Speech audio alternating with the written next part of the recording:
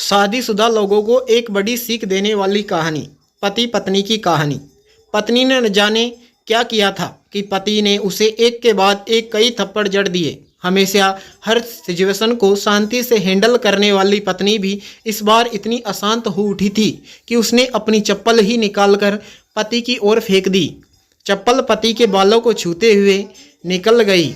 ये किस्सा यहीं पर ख़त्म हो सकता था, मगर पति ने इसे अपनी मर्दागनी का विषय बना लिया और बात बद से बदतर होती चली गई। रिश्तेदारों ने भी आग में घी का काम किया। किसी ने कहा, जो औरत अपने पति को चप्पल से मार सकती है वो ना ही तो वफादार हो सकती है और ना ही पतिव्रता। ऐसी औरत परिवार ही नहीं पूरे समाज पर कलंक की तरह है। बीवी के पक्ष वाले कहाँ पीछे रहने वाले थे। किसी ने कहा, 21वीं सदी में जो स्त्री के साथ मारपीट करते हैं उन्हें तो जेल भेज देना चाहिए। तो कोई कहता, जरूर उसको कोई और पसंद आ गई होगी, इसीलिए अब पत्नी से मारपीट करने लगा है। बात कोर्ट तक पहुंच गई। दोनों पक्षों ने एक दूसरे के खिलाफ केस फाइनल कर दिया। पति ने चरित्रहीन होने का तो पत्नी ने दहेज और शारीरिक उत्पीड़न का आरोप लगाया। 2 वर्षों से अधिक समय के लिए केस चला था। इन 2 वर्षों के दौरान दोनों पति पत्नी अलग अलग रहे थे।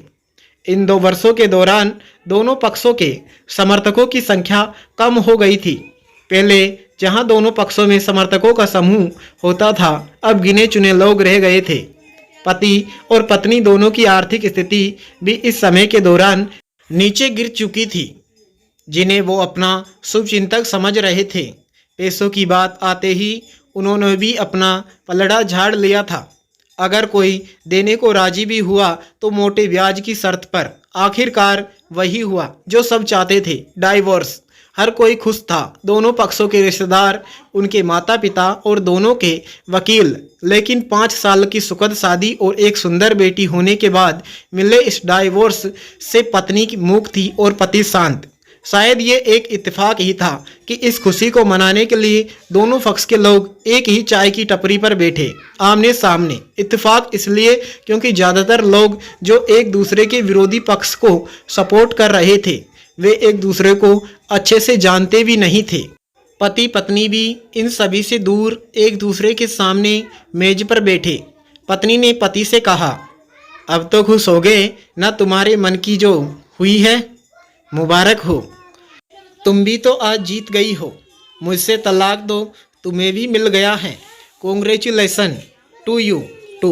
पति ने कहा, तलाक को तुम जीत का प्रतीक समझते हो? पत्नी ने पूछा। पति चुप रहा। थोड़ी देर की शांति के बाद पति ने कहा, मुझे तुम्हें 5 लाख रुपये अभी और हर महीने 8,000 देने का आदेश है।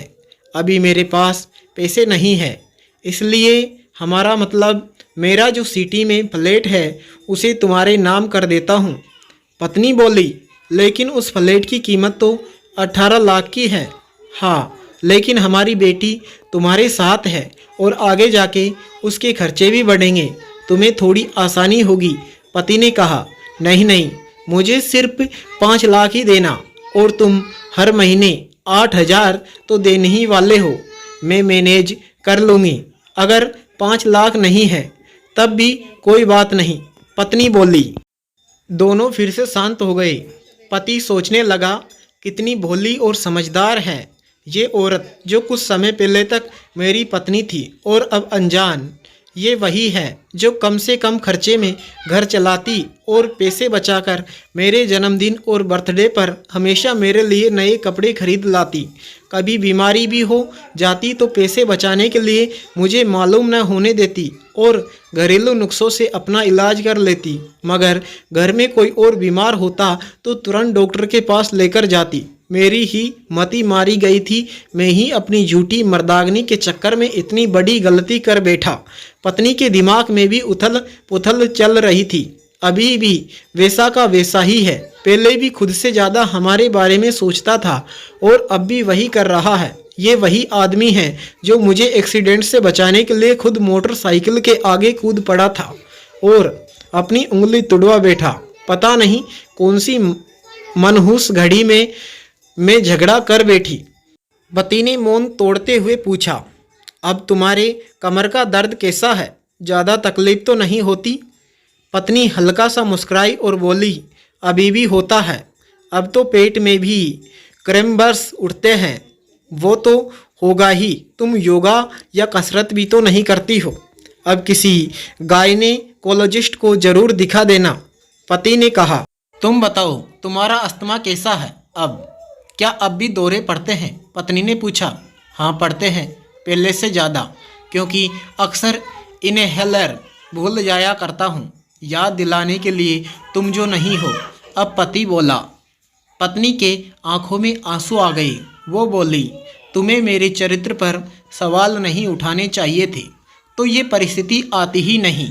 हाँ मैं जानता हूँ तुम बहुत अच्छी हो, मुझसे गलती हो गई, बहुत बड़ी गलती। मैं लोगों के बहकावे में आ गया था। पति बोला, तुमने भी जो मुझ पर दहेज का इल्ज़ाम लगाया था वो बोला गलत था, और इस बात का मुझे भी पछतावा हुआ। पत्नी ने कहा। पति कुछ कहना चाह रहा था लेकिन हिचकिचा रहा था। पत्नी ने पूछा, कुछ कहना चाहते हो? वो बोला, क्या सब पहले जैसा नहीं हो सकता? क्या मतलब? पत्नी बोली, मतलब कि हम फिर से पहले की तरह पति पत्नी बनकर, सच्चे दोस्त बनकर नहीं रह सकते? पति बोला, पर ये डाइवोर्स के कागज पेपर दिखाते हुए पत्नी ने कहा, फाड़ देते हैं। पति ने अपने पास रखे डाइवोर्स के पेपर फाड़ते हुए कहा।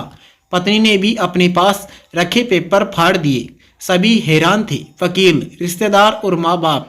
पति पत्नी दोनों एक दूसरे के हाथ में हाथ पकड़े अपने घर की तरफ चले गए। दोस्तों, ये कहानी उन हर पति पत्नी के लिए बड़ी सीख है जो छोटी छोटी बातों पर लड़ते हैं और इन झगड़ों को बड़ा बना के अलग होने का डिसीजन लेते हैं। प्यार और झगड़ा तो एक सिक्के के दो पहलुओं की तरह हैं। दोनों को स्वीकार करना होगा, तभी ये पवित्र रिश्ता उसकी मंजिल तक पहुंच पाएगा। Please subscribe now my channel Arya voice story. मैं आपका दोस्त लोकेश सैनी। जय हिंद साथियों, वंदे मातरम। चैनल को सब्सक्राइब